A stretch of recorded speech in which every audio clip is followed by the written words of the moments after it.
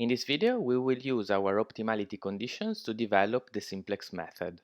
The main task that we need to work out is how to move from a basic feasible solution to a better basic feasible solution, meaning that this new basic feasible solution should have lower cost. We've already seen how degeneracy can complicate the geometry of the problem. Therefore, for now, we assume that every basic feasible solution is non-degenerate. And we're going to keep this assumption for a while until we explicitly relax it later in this section. So suppose that we have a basic feasible solution X, and that we have computed the reduced costs C bar j of the non-basic variables. Now, if all of them are non-negative, we know from theorem 3.1 that we have an optimal solution, and so we can stop. Otherwise, there exists a component C bar j of a non-basic variable xj that is strictly negative. This means that the jth basic direction d is a feasible direction of cost decrease. The fact that it's of cost decrease follows from the fact that C bar j is negative, and the fact that it is a feasible direction follows because we are assuming that x is non-degenerate. We've already seen what happens if we move along such a direction d. Namely, the non-basic variable xj becomes positive because it has a 1 coefficient in the vector d, and all the other non-basic variables remain at 0. Informally, we describe this situation by saying that aj or xj enters the basis. And the reason we say that is that the basis component are those that are strictly positive. And since we're making xj strictly positive, it makes sense to think of it as entering the basis. So when we move from x along the direction d, we are tracing points of this form, x plus theta d, for theta greater than or equal to 0. So for theta equal to 0, we have exactly our x, and the more we increase theta, the further we're moving away from x, in the direction d. So how long should we move along this direction? We have seen in our previous video that the cost of the new vector x plus theta d is theta times c bar j. So in particular, it increases linearly with theta. So if c bar j is negative, we want to make this theta as large as possible. But so how far can we go in the direction d? Well, we can go in this direction as long as we remain inside the polyhedron. Therefore, we want to define theta star as the maximum theta for which x plus theta d is in P. Our destination point is therefore x plus theta star d. Accordingly, the cost change is theta star c bar j, and from the definition of reduced cost, this is theta star times c transpose d. Our next task is to understand exactly who this theta star should be. We want to obtain a formula that explicitly gives us this value theta star. According to the definition of theta star, we need to consider the inequalities that define P, our feasible region. By construction of a basic direction, we know that AD is equal to 0, and this directly implies that we will never violate the equality constraints no matter how far we go in the direction D. And this is because A times the vector x plus theta d is equal to ax plus 0, which is then equal to b from the feasibility of x. So our new point will always satisfy the equality constraints for every theta in R. So the only way that x plus theta d can become infeasible is because of the non-negative constraints. So let's discuss two different cases. The first case is the simple one. In this case, we have that d is greater than or equal to 0. In this case, we have that x plus theta d is always greater than or equal to 0 for every theta greater than or equal to 0. This is because x was already greater than or equal to 0, theta is greater than or equal to 0, and d is greater than or equal to 0, so the sum is always greater than or equal to 0. So in this case, our vector x plus theta d never becomes infeasible. And so our maximum theta is theta star equal infinity. Things become more interesting in the case where d is not greater than or equal to 0, which means that di is negative for some I. In this case, let's look at the component I of the new vector, which is xi plus theta di. Our non-negativity constraint asks that this component is greater than or equal to 0. However, you see xi is greater than or equal to 0 because of the feasibility of x. Theta is greater than or equal to 0, but di is negative. So the more we increase theta, the smaller this number becomes, and eventually, for theta large enough, this number will become negative. So how can we understand what is the maximum theta? Well, we only need to divide this inequality by di. Be careful when you do that, because di is negative, so you need to flip the inequality. And you obtain that the non-negativity on this variable holds if and only if theta is less than or equal to minus xi over di.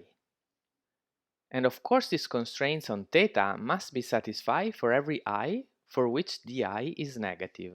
So the largest possible theta that satisfies all these constraints is theta star, defined as the minimum of minus xi over di for every I with di negative. So let's analyze this formula that we just obtained. Let's try to understand a little bit better which indices I can have di strictly negative. Now, if xi is a non-basic variable, then di is always equal to 1 or di equal to 0. And in both cases, these di's are greater than or equal to 0. This means that the i's for which di is negative must all be basic indices. So we can rewrite our formula using this knowledge. Theta star is then equal to the minimum of minus xbi over dbi for all the i's between 1 and m with dbi negative. A small advantage in this formula is that while here in principle we have to look at all n components, here we only have to look at the m basic components. Finally, note that theta star is strictly positive. This is because all the numbers minus xbi over dbi are strictly positive. In fact, non-degeneracy implies that all the xbi's are strictly positive, while we know that dbi is strictly negative. So the ratio minus xbi over dbi is always strictly positive. To better understand how we move from a basic feasible solution to the next, let's see an example. And we're going to look again at our example 3.1, where we already saw a basic feasible solution and the corresponding basic costs. So here is our example. Remember that this is not an entirely numerical example, because in the objective function we still have parameters ci for I that ranges from 1 to 4.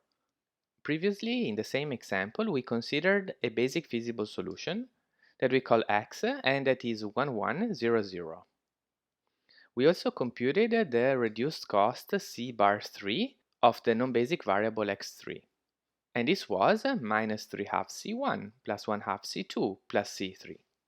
Now we said that we move along this direction if c bar 3 is negative. So now let's substitute our cost vector c, which we define now to be 2, 0, 0, 0. This achieves our goal because then if you compute this number, you obtain minus 3. So the third reduced cost is strictly negative. Since it's negative, we form the third basic direction, which we already did, and it was minus 3 half, 1 half, 1, 0. So now we want to move from x along the direction d. So we consider the vectors of the form x plus theta d, with theta greater than or equal to 0. As theta increases, the only component that can violate the non-negative constraints is the first, because it's the only one with d strictly negative.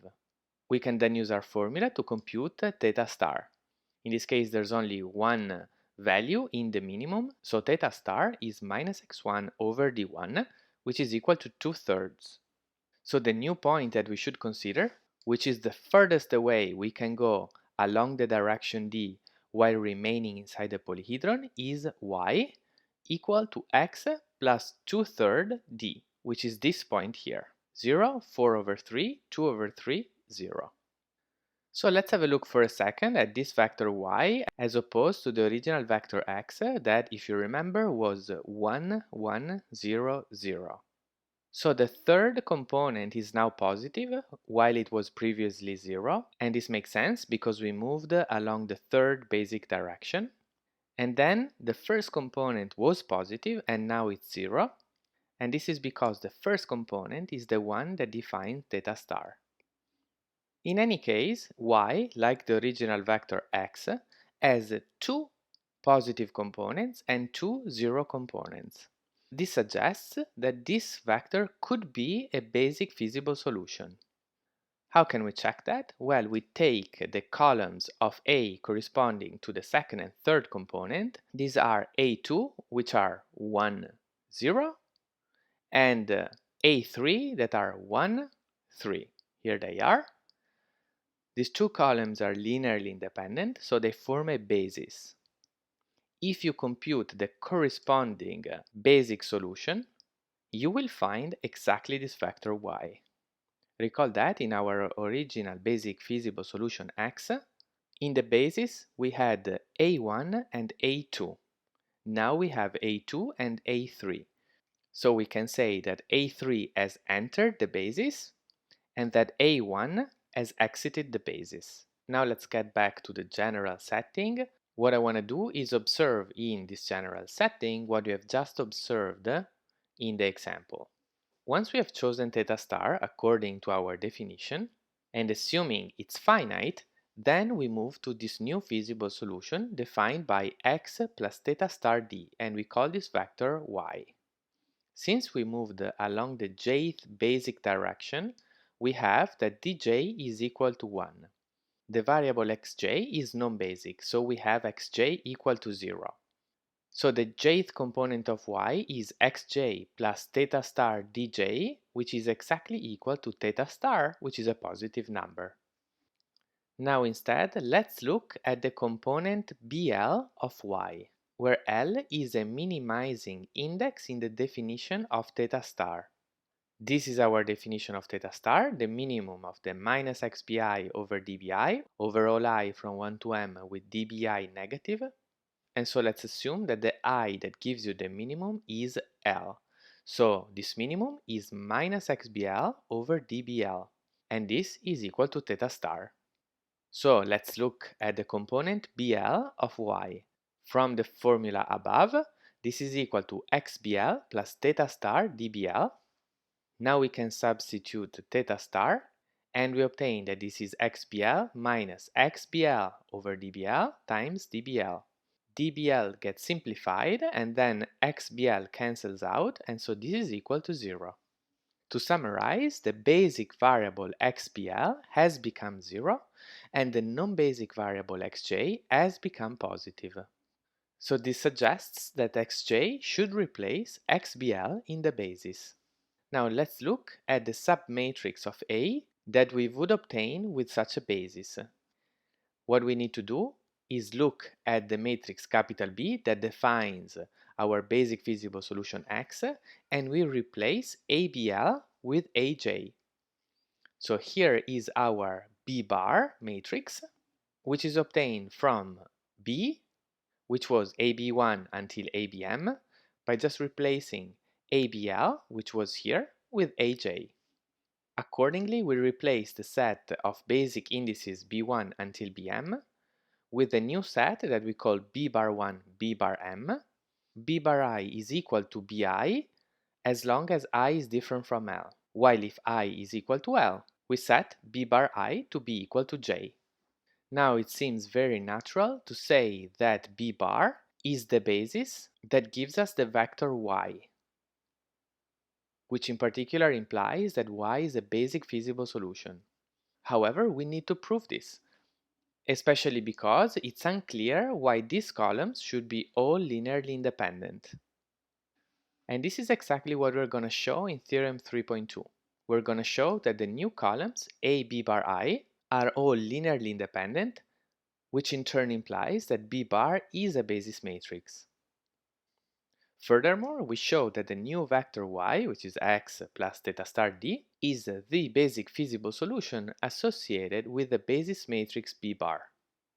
So let's now prove this theorem. In this theorem, we have to prove two statements, so let's start with A. So we need to show that the columns A, B bar I are all linearly independent. It will be easier for us to show instead that all these columns multiplied on the left by B inverse are linearly independent. And this is equivalent because B inverse is invertible. Let me write this down. Since B inverse is invertible, we equivalently show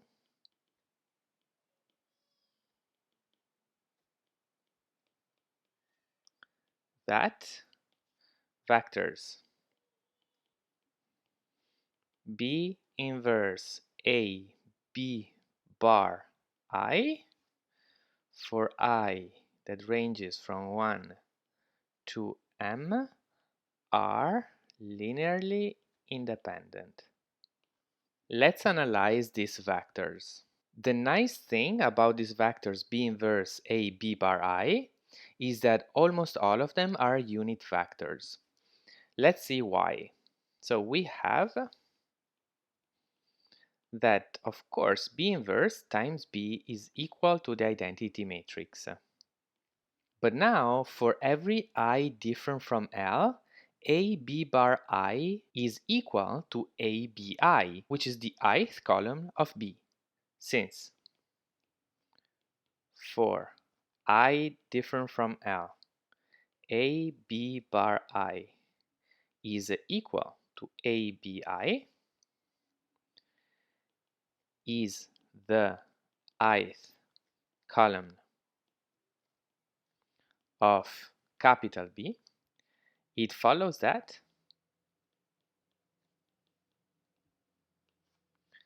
B inverse times A B bar I is simply a unit vector. This is because AB bar I is just a column of B, and so B inverse AB bar I is just a column of B inverse B, therefore a column of the identity matrix, and specifically the ith column of the identity matrix. So these are all the unit vectors except for EL.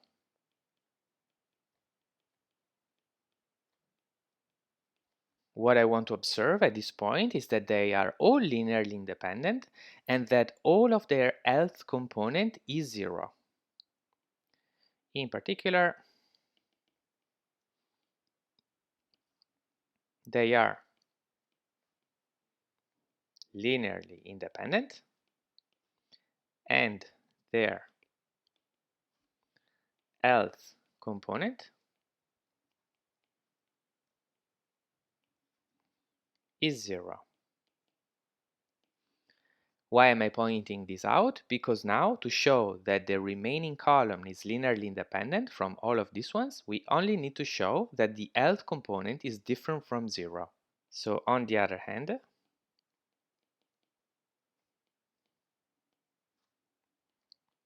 we have that B inverse A B bar L is equal to, by definition of B bar L, this is B inverse AJ. And we've already seen this formula before. In fact, this is minus dB, the basic component of the direction vector D. Now, the lth entry of this vector is non-zero by definition of L.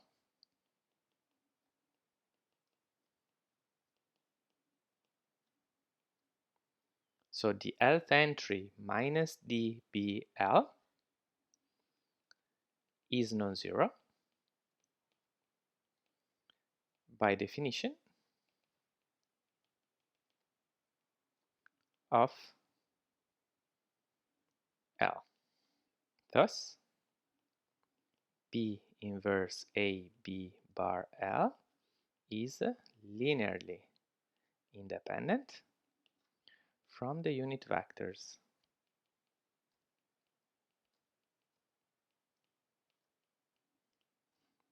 EI for I different from L. And we're done. Thus, A, B bar I for I that ranges from 1 until m are linearly independent. And this concludes the proof of the statement A in theorem 3.2. In part B, we need to show that y defined by x plus theta star d is a basic feasible solution associated with the basis matrix B bar. Now that we know that the columns A, B bar, I are all linearly independent, this will be simple.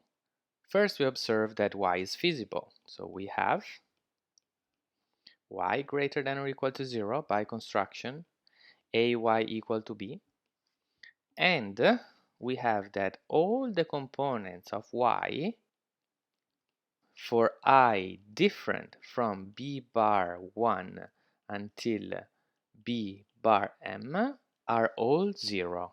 Furthermore, from A, the columns A, B bar 1 until A, B bar m are linearly independent. Since these columns are linearly independent, the corresponding basis gives rise to a unique basic solution. This basic solution must be equal to 0 for all the non-basic variables. And at this point, there's only one vector that satisfies all these yi equal to 0 constraints and ay equal to b, as we have seen when we discussed basic solutions. Hence, y is a basic feasible solution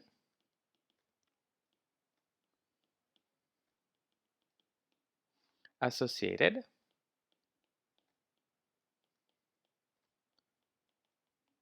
with the basis matrix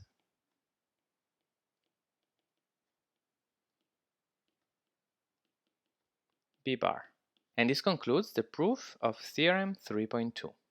Now, what can we say about our new basic feasible solution x plus theta star d? Since theta star is strictly positive and d is a non-zero vector, this is a vector which is distinct from x.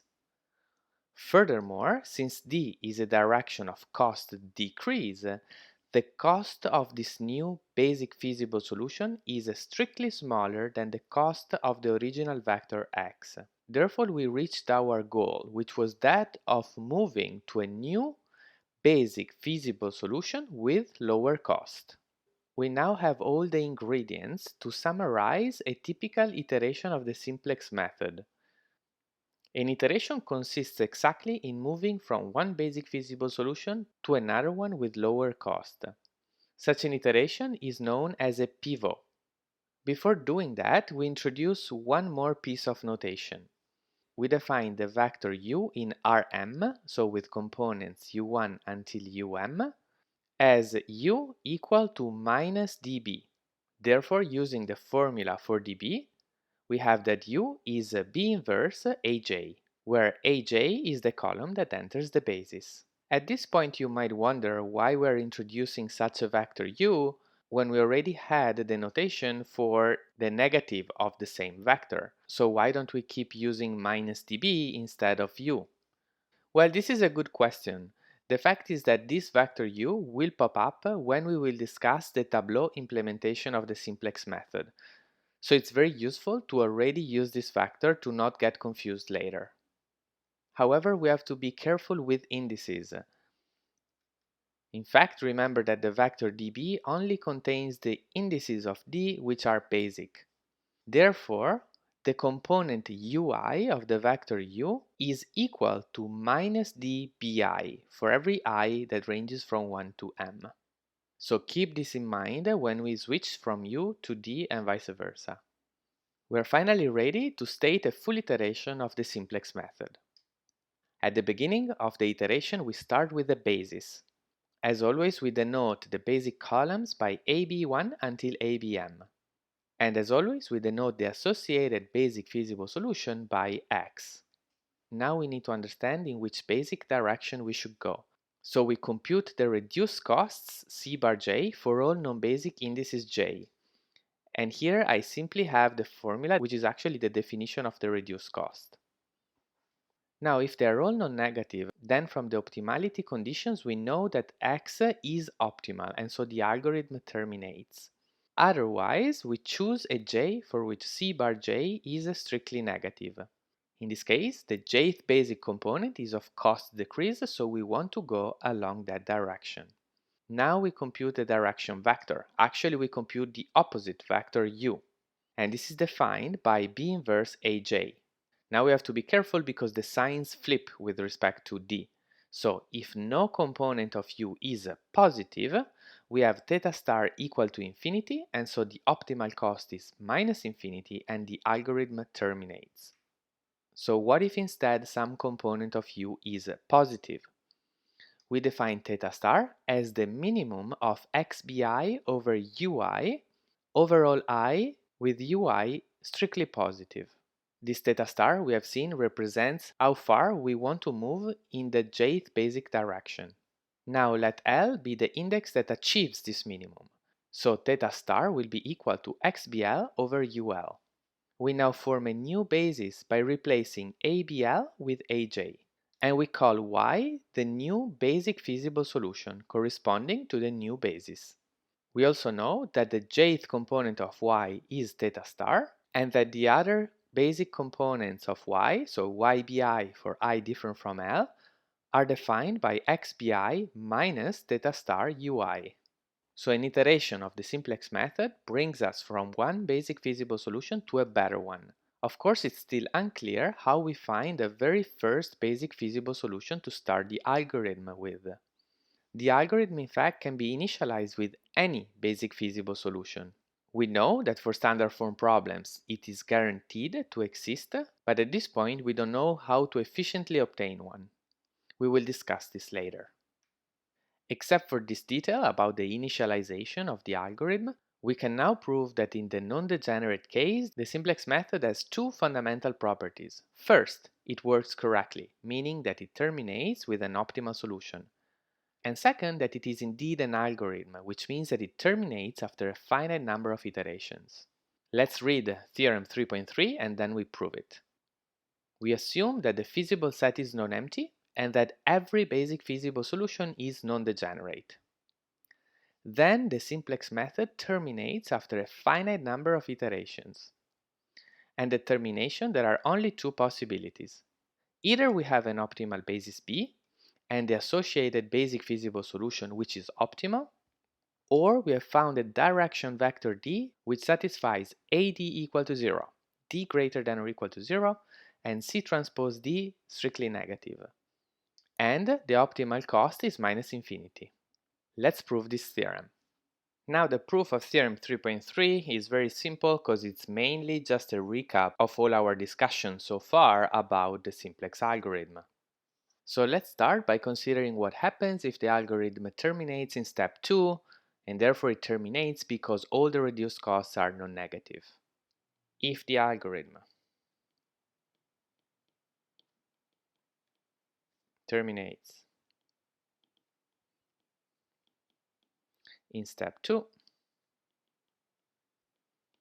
then the optimality condition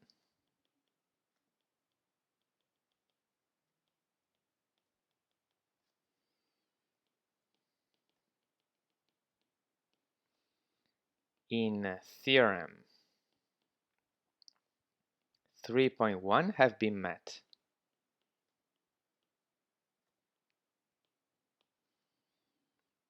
So B is an optimal basis,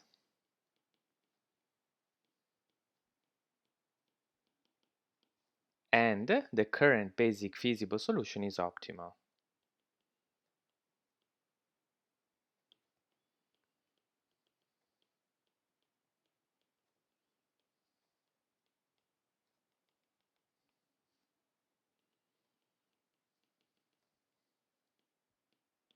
Now let's see what happens if the algorithm terminates in step 3. This is the case when no component of U is positive. If the algorithm terminates in step 3. Then we are at a basic feasible solution.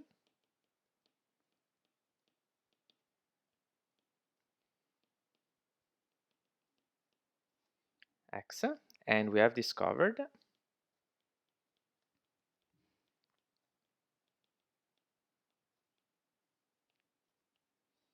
a non-basic variable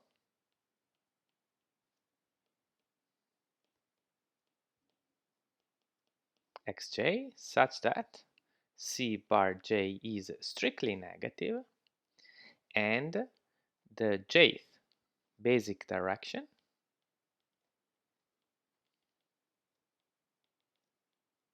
d satisfies ad equal to 0 and d greater than or equal to 0. In particular,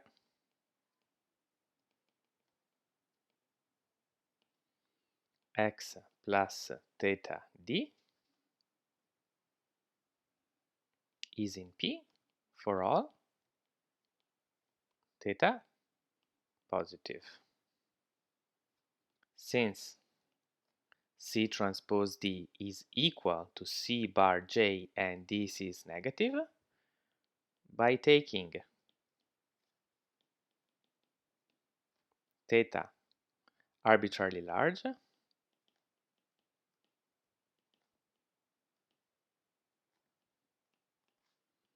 the cost can be made arbitrarily negative.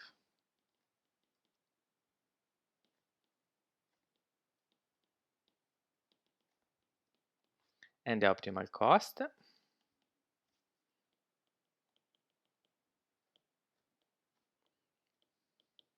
is minus infinity. So also in this case we're done. Now let's consider the remaining cases. At each iteration,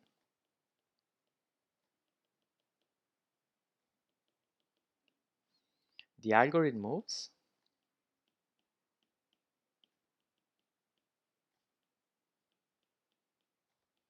by a positive amount.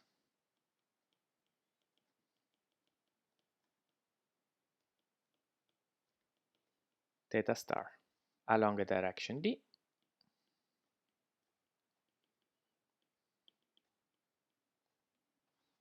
that satisfies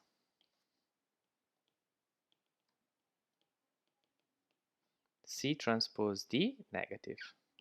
Therefore, the cost of every successive basic feasible solution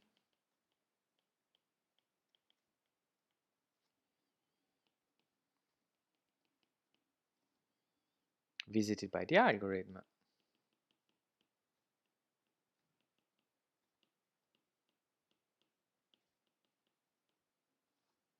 is strictly less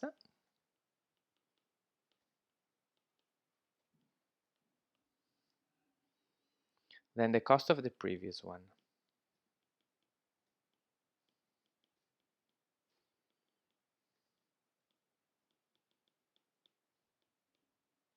And this implies that no basic feasible solution can be visited twice.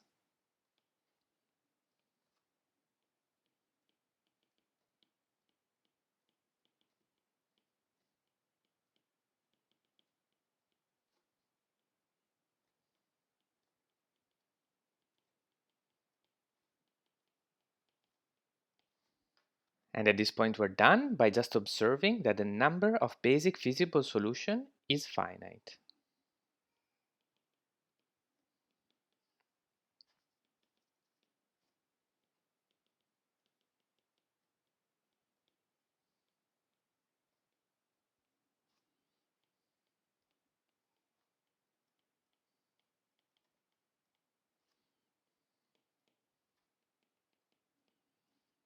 And this was corollary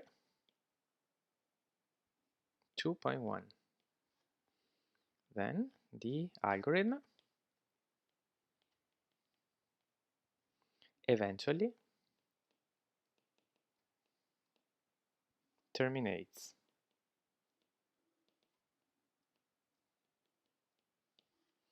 And this concludes the proof of our theorem. Please observe that Theorem 3.3 provides an alternative proof of some of the results that we have shown in Chapter 2, but only in the non-degenerate standard form case. In particular, Theorem 3.3 implies that, for standard form problems that are non-degenerate and feasible, either the optimal cost is minus infinity or there exists a basic feasible solution which is optimal. And we've already seen a similar statement in Theorem 2.8. So far, we have understood how the simplex method works for non-degenerate problem. So now we want to see what happens in the degenerate case. Now there are mainly two new possibilities that we can encounter in the presence of degeneracy. So let's look at them. The first thing that might happen if x is degenerate is that theta star can be equal to 0. Of course, if this happens, and we follow the construction in our pivot, we obtain a new basic feasible solution y, which is the same as x. So essentially, we don't move at all. So when does this happen? Using the definition of theta star, we understand that this happens if there exists a basic variable xbl, which is equal to 0, and the corresponding component dbl of d is negative. In this case, such component will achieve the minimum in the definition of theta star, and as a result we will obtain theta star is equal to 0.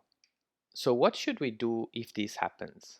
The idea is that in this iteration we will not be able to find a distinct basic feasible solution, but still we will be able to define a new basis b bar different from the original basis b. And this is achieved by replacing ABL with AJ. In fact, even in this setting, our theorem 3.2 is still valid. So if we read again through this theorem, we obtain that the new columns ABI for I different from L and AJ are linearly independent, so we have that B bar is indeed a basis matrix, which of course is different from the old B. And the theorem tells us that the vector y equal to x plus theta star d, which in this case is equal to 0, so in this case we obtain y equal to x, is a basic feasible solution associated with the basis matrix B bar. So this is how we proceed if theta star is equal to 0. We don't change the basic feasible solution, but we change the basis that expresses it. Now the other difference, which is a little bit more subtle, is that here it can happen that theta star is positive, but more than one of the original basic variables becomes 0 in the new vector x plus theta star d. This means that the new basic feasible solution is degenerate. And this is why this couldn't have happened in the non-degenerate case. Of course, in this case, only one among the original basic variables that become 0 can exit the basis, and so the other remain in the basis at 0 level. So now, why would we be interested in changing the basis corresponding to the same basic feasible solution? The idea is that by changing the basis, we might be able to find a cost-reducing feasible direction. Now let's see how this can happen in an example. In this example, we have 6 variables, so n equal to 6 and m equal to 4, and this allows us to visualize this example because n minus m is equal to 2. It's clear from the picture that the only degenerate basic feasible solution is this vector x over here. So let's assume that our non-basic variables are x4 and x5. Such a basis gives me, of course, the basic feasible solution x because it's the only point at the intersection of the two lines x4 equal to 0 and x5 equal to 0. Then we can consider the fourth and fifth basic directions. In the fourth, we keep x5 equal to 0 and increase x4, so it's this direction g over here. While in the fifth basic direction, we keep x4 equal to 0 and we increase x5, therefore it's this direction f over here. As you can see, both directions g and f are infeasible because they lead us immediately outside of the feasible region. So in both cases, we will have theta star equal to 0. This means that in this case, we're stuck with the simplex method. Simply, there doesn't exist any basic feasible direction. However, we can perform a change of basis. For example, we could have x4 entering and x6 exiting the basis. If we perform this change of basis, the new non-basic variables are x5 and x6. The line x5 equal to 0 is always the same here, and here is x6 equal to 0. Of course, it's a basis of x because it's at the intersection of the two. Now let's look at the fifth and sixth basic direction. In the fifth basic direction, we keep x6 equal to 0, so we remain on this line, and we increase x5. Therefore, we obtain the direction h. And as you can see, this is a feasible direction. For fun, let's also see what is the sixth basic direction. We need to keep x5 equal to 0, so we remain on this line, and we need to increase x6. We obtain the direction minus g, this direction over here. If you're confused because you thought for a minute that you should have obtained the direction g, think again, because what you have to do is understand what is the positive side of x6, and this is the side where the polyhedron lies. So it is the left side of x6 equal to 0, so we need to stay in the line x5 equal to 0, but going left. So we obtain the basic direction minus g. Therefore, with this new basis, we have one infeasible direction, but one feasible one. So at the next iteration of the simplex method, we can follow the basic direction h to obtain the new basic feasible solution y. In fact, if you look at the cost vector c, which is this one, the direction h is of cost decrease, so it will be selected by the simplex method at the next iteration. And the solution y is better than x.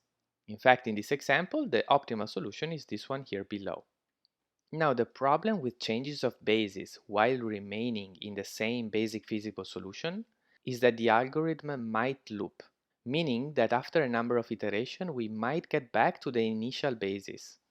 And in this case, if this happens, the algorithm will loop forever. This is of course an undesirable phenomenon, and it's called cycling. From a probabilistic perspective, similarly to what we said when we discussed degeneracy, cycling is an exceptionally rare phenomenon. But, like degeneracy, in many structured linear programming problems that arise from real-world problems and combinatorial optimization problems, most of the basic feasible solutions are indeed degenerate, so cycling is a real possibility. We will see later that cycling can be avoided, and this can be achieved by choosing the variables that enter or exit the basis with a very specific rule. This discussion brings us directly to the concept of pivot selection. So we will now discuss the different ways of choosing which variables enter or exit the basis. So let's now talk about pivot selection. In an iteration of the simplex algorithm, in some cases there are some choices that we can make. And now we're going to discuss how to make these choices. Now the main two choices are the following. In step 2, if we find any j whose reduced cost c bar j is negative, then we select xj to enter the basis.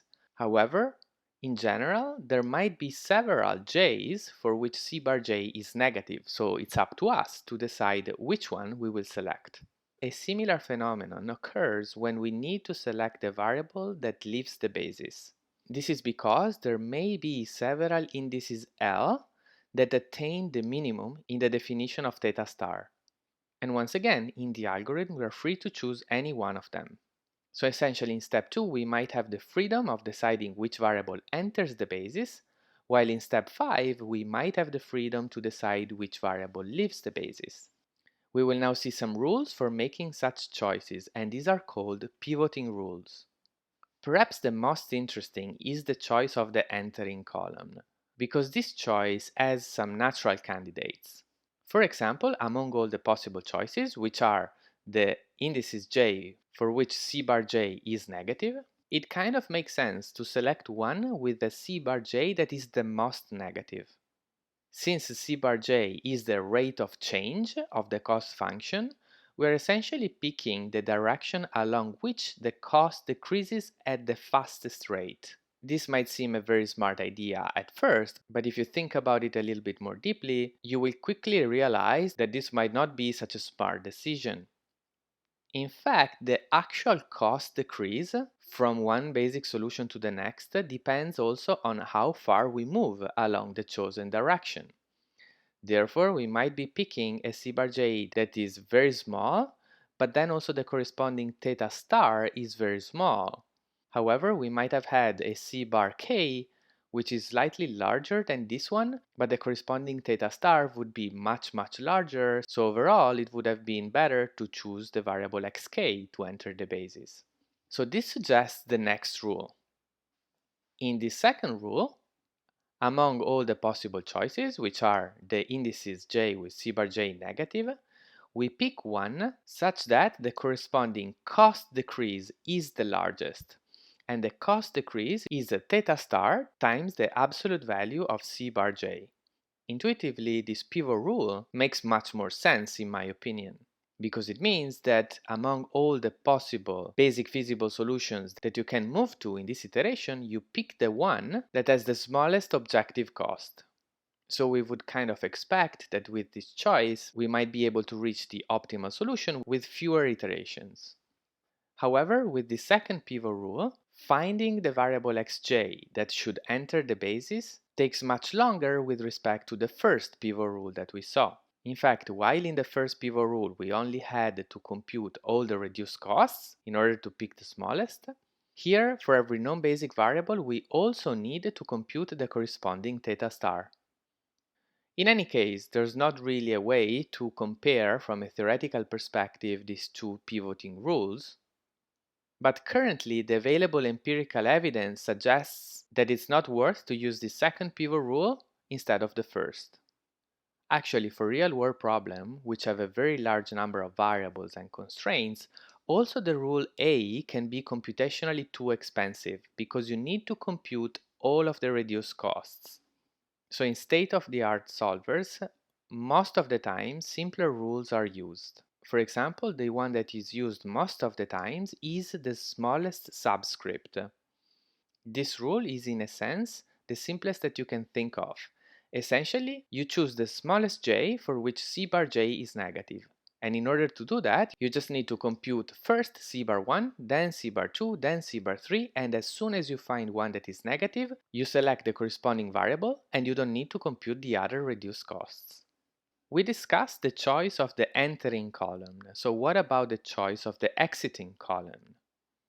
Here it's not really easy to come up with a pivoting rule that intuitively makes sense. So we might just as well pick the simplest option, which is again the smallest subscript rule. Out of all the variables that can exit the basis, because the variable becomes 0 in the new basic feasible solution, we choose one with the smallest subscript. Once again, in state-of-the-art solvers, this is the pivoting rule that is often used to choose the exiting column. So essentially, the smallest subscript rule is often used both for the entering and exiting column. And there are two reasons why this is so popular in the best current solvers. First, this is a very fast way of selecting these variables. And secondly, which is a little bit surprising, I think, is that with such a simple rule, it's possible to show that cycling is always avoided. And we're gonna discuss this much more in section 3.4. This concludes for now our description of a pivot of the simplex method. The next thing that I want to do is to discuss some ways of carrying out all the mechanics of the simplex method. So we're going to discuss few different implementations of the simplex method. However, in order to be able to understand how they relate to each other from a computational perspective, I first want to review with you some notions of computational complexity that will allow us to count the number of operations performed by the simplex algorithm in these different implementations. So in the next video, we're going to discuss algorithms and operation count.